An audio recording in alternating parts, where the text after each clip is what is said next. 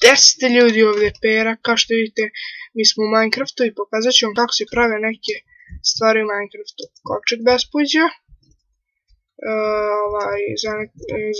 enchanting table, ne znam kako se to zove, začarajući sto, tako nešto. Onda ovdje je levak i ova kolica rudarska. Počnemo od ovoga. Znači, ovo se pravi ovako, vidite, obsidian i unutra stavite to, da probamo ovako obsidiane i unutra stavimo ovako, da vidimo kovčeg bespuća.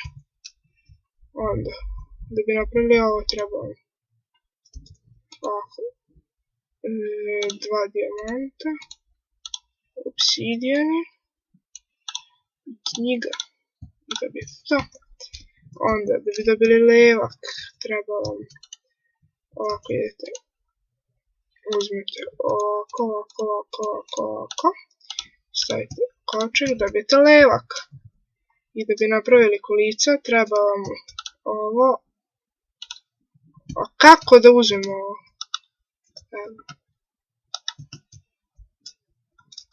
Uzmem to.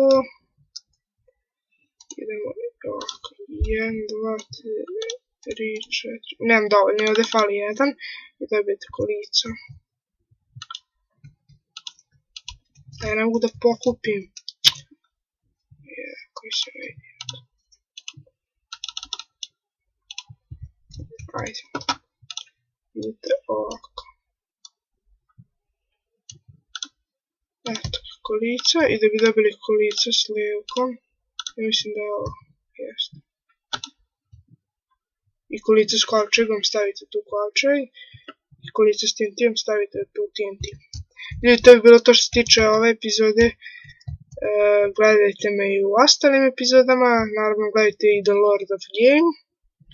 On je isto novi na YouTube, moj drug iz škole. I to bi bilo to što se tiče ove epizode. Ćao!